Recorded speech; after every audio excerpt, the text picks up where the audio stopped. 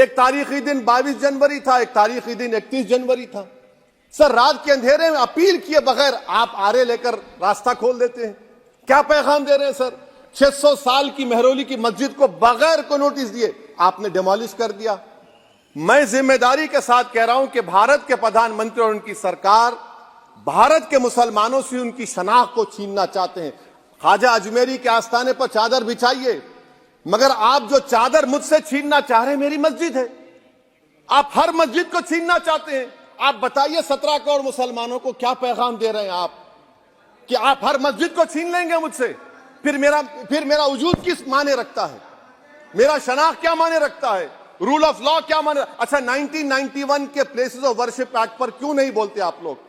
आप उस पर कायम है नहीं है।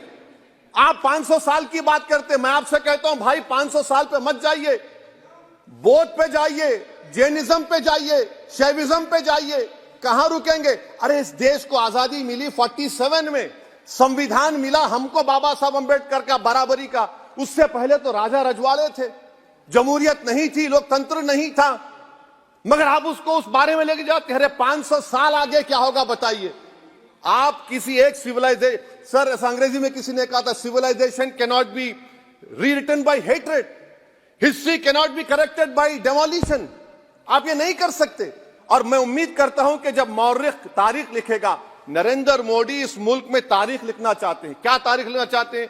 कि मैंने इस देश को, गांधी अंबेडकर के देश को मैंने हिंदू राष्ट्र बना दिया।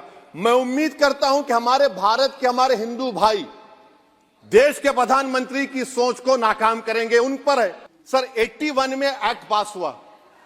हमारा लॉ ऑफिसर कोर्ट में कहता है कि मैं पार्लियामेंट के एक्ट को नहीं मानता।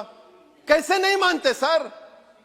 क्या नरेंद्र मोदी ने पार्लियामेंट को नॉमिनेट किया या पार्लियामेंट ने नरेंद्र मोदी को प्रधानमंत्री बनाया? बताइए।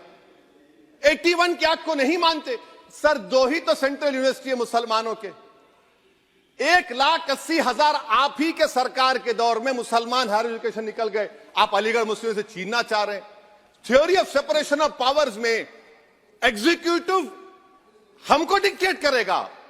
मेरी आवाज तो पार्लियामेंट है, अब मेरी आवाज के खिलाफ एग्जीक्यूटिव सुप्रीम कोर्ट में बोलता है। अलीगढ़ मुस्लिम यूनिवर्सिटी से इतनी नफरत क्यों है आपको? वहां पर तो हिंदू भाई भी पढ़ते हैं। सर, ये अलीगढ़ मुस्लिम यूनिवर्सिटी का मामला है सर। तो मैं आपसे इस बात पर, इस शेर पर अपनी बात को खत्म कर रहा हूं सर। आप भी उर्दू दां हैं जी। मसीहाओं को जब भी आवाज दी है, अहमद फराज का शेर है जी जी। मसीहाओं को जब भी आवाज दी है, पलट कर आ गए हर बार कातिल। मसीहाओं को जब भी आवाज दी है, पलट कर आ गए हर बार कातिल। वहां क्या दाद खाही क्या गवाही, वहां क्या दाद खाही क्या गवाही, जहां हो मुंसिफों के यार कातिल।